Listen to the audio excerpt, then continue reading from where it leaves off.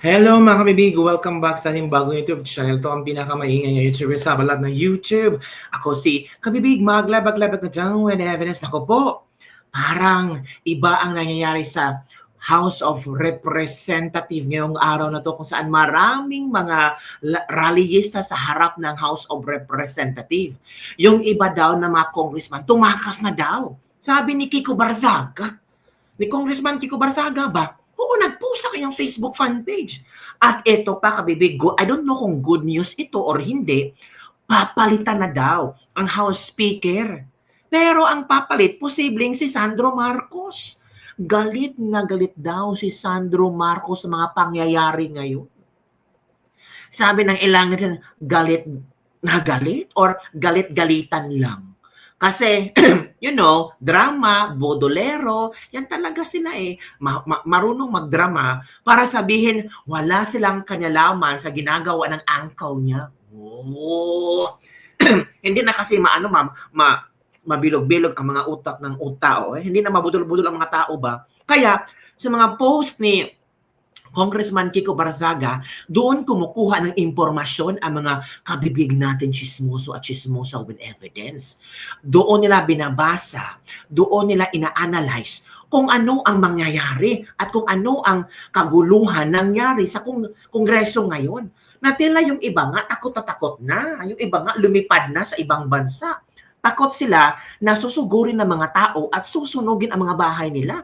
Yung Forbes Park nga, naghigpit ng security. Kasi baka daw susugod ang mga rallyista at susunugin ang mga bahay ng mga congressman o kung sino na nakatira daw mga politiko.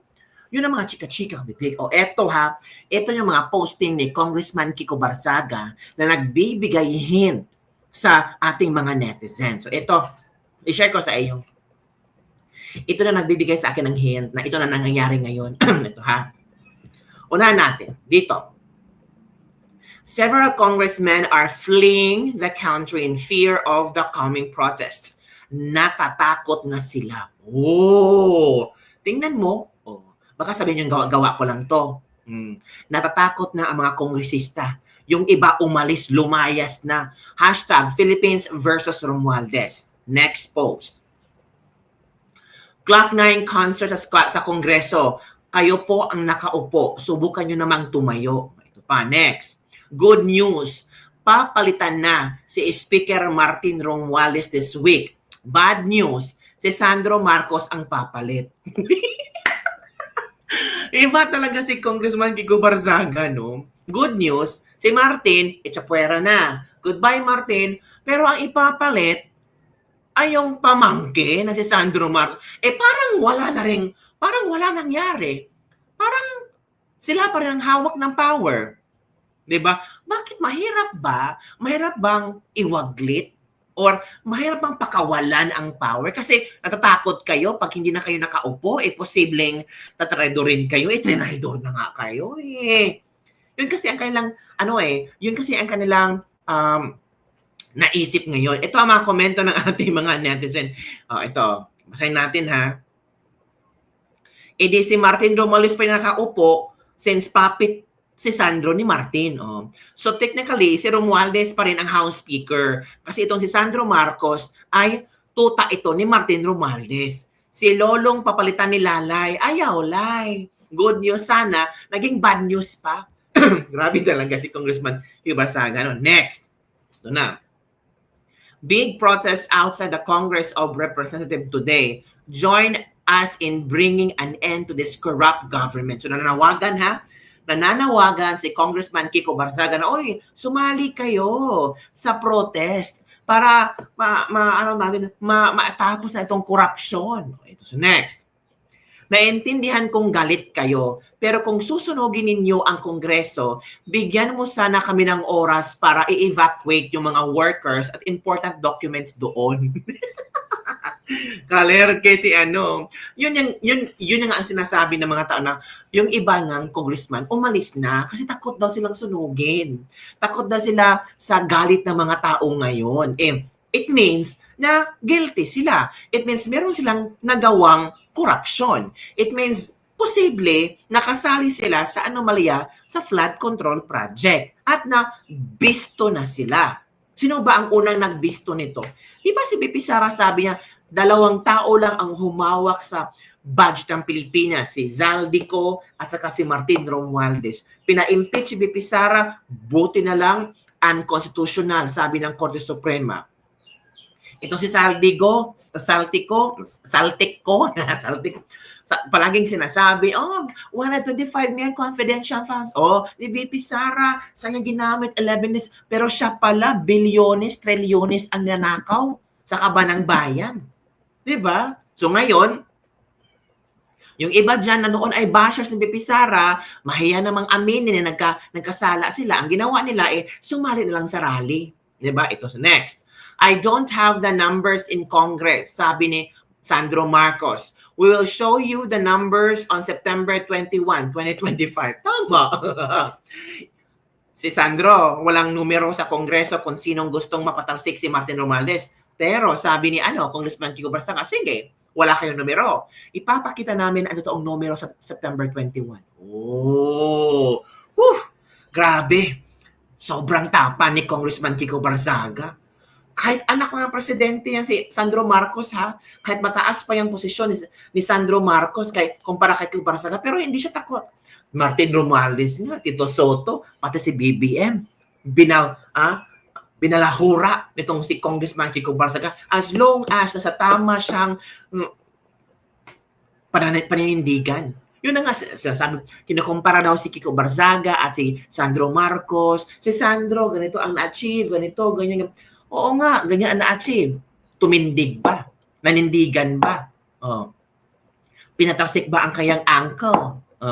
Aniniwala ba tungkol sa anomalya sa flood control? Ito si Kiko Barsaga.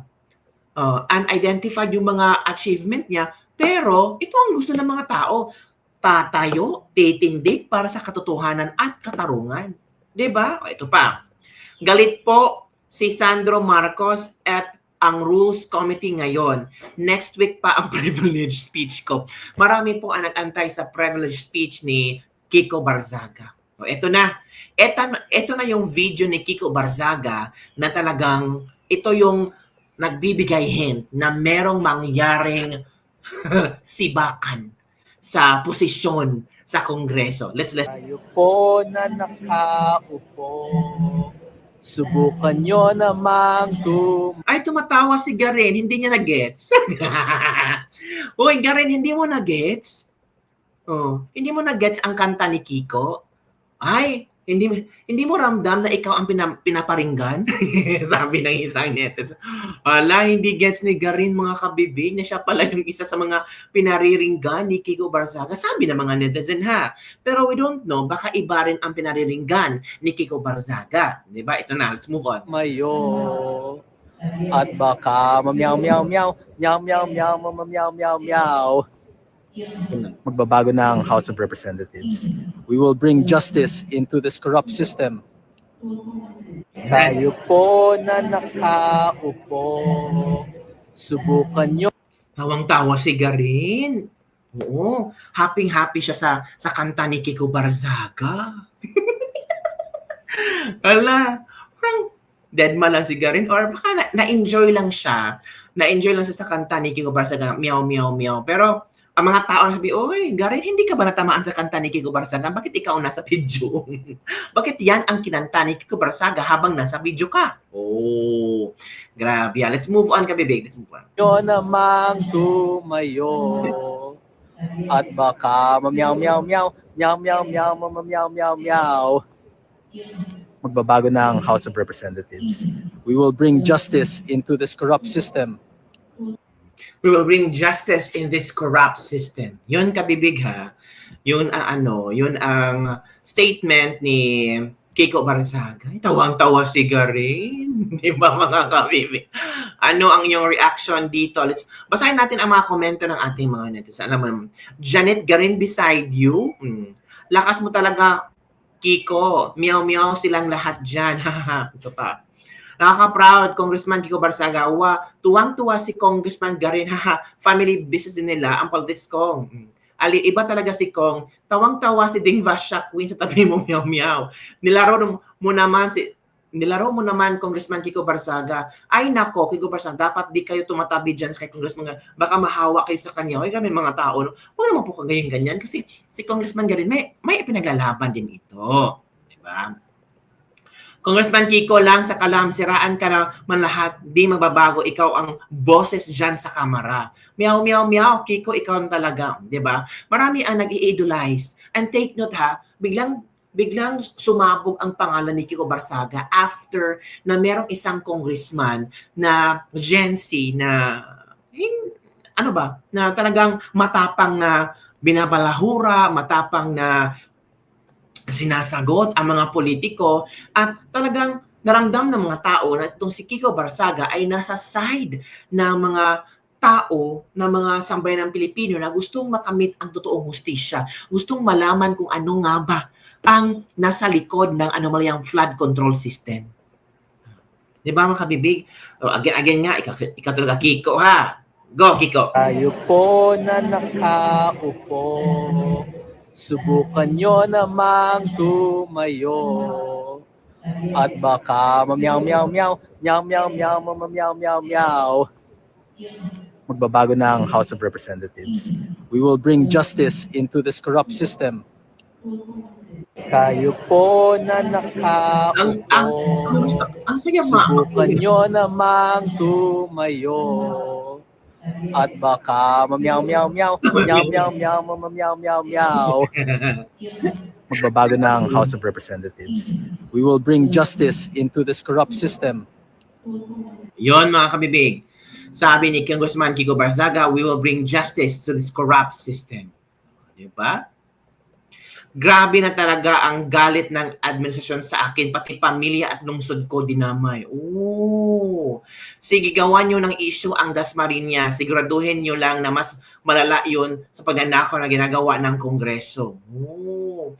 So yun kabibig ang mga ilang mga side comments at mga impormasyong ibinigay ni Congressman Kiko Barzaga. And take note ha, sa lahat ng congressman, I don't know, baka may iba pang congressman, siya lang ang, I don't know ha, siya lang talaga nakita ngayon, siya lang lumabas sa kongreso or nakipag-usap sa mga nasa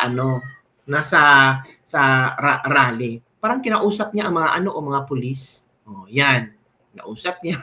Iba talaga si Kiko Barzaga. Iba si Kiko. Palagpakan naman natin si the main character vibes. So, mga baguhang pulis, kaidaran ng model at may dignidad, Kiko Barzaga, fresh ang isipan. Oh. More power, Congressman Kiko Barzaga. Todo suporta kami sa iyo. Kau ang boss ng sambayanang Pilipino. Pasalamat tayo, meron isang Congressman Kiko Barzaga na nakakampi sa tamang landas. Makuha ka sa tingin, gonggong, meow, meow, meow, Kiko Barzaga. Oh. Diba? Talagang hindi takot si Kiko Barzaga na doon, nakipag-usap sa mga pulis, diba? O, yan. Jose Rizal, Gen Z edition. Oh. Mura man siya si Duterte idol. Yan, Congressman, ang tapang masakit for the Filipino people. Saludo kami sa iyo, Congressman Barzaga. Ipagpatuloy mo magandang layunin mo para sa bansa natin. Yan, kabibig ha. Talagang iba si Kiko. No? Iba kasi, alam mo, ang sambayanang Pilipino, pag galit na, kailangan talaga may tatayong politiko para makinig sa kanila kung ano ang kanilang mga hinanaing at para suportahan ang kanilang mga hinanaing. Hindi yung puro na i-neglect na lang yung mga sinasabi ng ating sambayanang Pilipino o kami, hayaan na lang na ang issue na ito ay maglaho parang bula na walang solusyon. Kaya nakikita ng mga tao na, uy, astig itong si Kiko Barzaga, matapang ito si Kiko Barzaga. Kasi kung ano yung gustong iparating ng mga tao sa gobyerno, si Kiko ang naging channel, si Kiko Barzaga ang siyang tagapagsalita sa kanila, taga-post na kung ano ang kanang damdamin ng sambayanang Pilipino. Kaya, si Kiko Barzaga ay hinangaan. Take note, konti lang followers si Kiko Barzaga noon, pero ngayon tumaas 200,000 plus. Tingnan mo. Ganon kalakas ang appeal, ganon kalakas ang, hindi, aside from appeal, kasi appealing to si Kiko, di ba? Main character vibes to si Kiko eh. Ang nagustuhan na sa tao is talagang lumalaban si Kiko. At sana hindi ito parang, for politics or makuha lang yung puso ng taong bayan. sana may gawing action. At Kiko Barsaga is doing an action now. So palakpakan natin si Kiko Barsaga, isa sa mga congressman na tumatayo at nananawagan na sugpuin na itong corruption. At sana yung mga nasa likod ng anomalous flood control project ay managot. Na sana yung congressman, House Speaker ay mapatalsik. Ang problema nga, si Sandro Marcos daw di umano ang papalit. Paano yan? Kaya kabibig, sino ang gusto nyo maging bagong House Speaker? Sabi ng iba, Kiko Barsaga versus Sandro Marcos. Oh, sino ang gusto nyo? Comment down below and don't forget to like, subscribe, and share this video. Bye everyone. See you next time.